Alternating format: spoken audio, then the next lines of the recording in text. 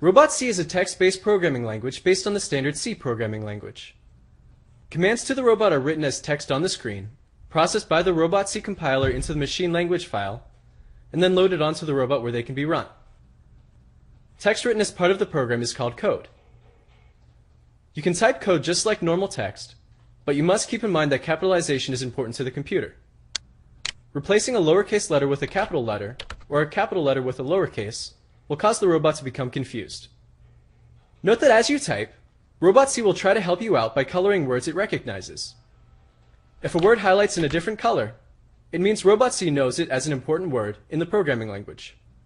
And now, we will look at some of the important parts of the program code itself.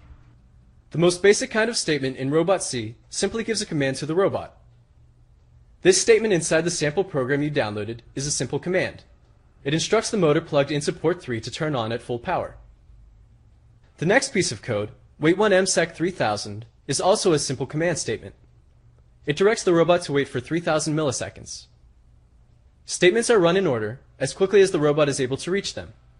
Running this program on the robot turns the motor on, then waits for 3000 milliseconds, 3 seconds, with the motor still running, and then ends.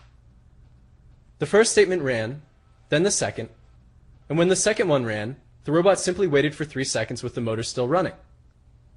3 seconds later, the program tried to go on to the next statement and found that there wasn't one, so the program ended. Now, let's look at the way the two statements were written. How did ROBOTC know that these were two separate commands anyway? Was it because they appeared on two different lines? No. Spaces and line breaks in ROBOTC are only used to separate words from other multi-word commands. Spaces, tabs, and lines don't affect the way a program is interpreted by the machine. So why are they on separate lines? For the programmer. Remember that programming languages are designed for humans and machines to communicate. Using spaces, tabs, and lines helps the human programmer to read the code more easily.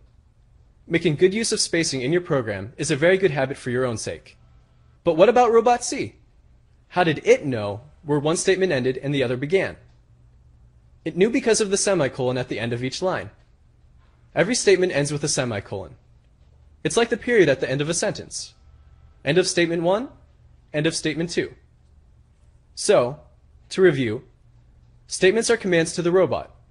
Each statement ends in a semicolon so that ROBOTC can identify it, but each is also written on its own line to make it easier for humans to read.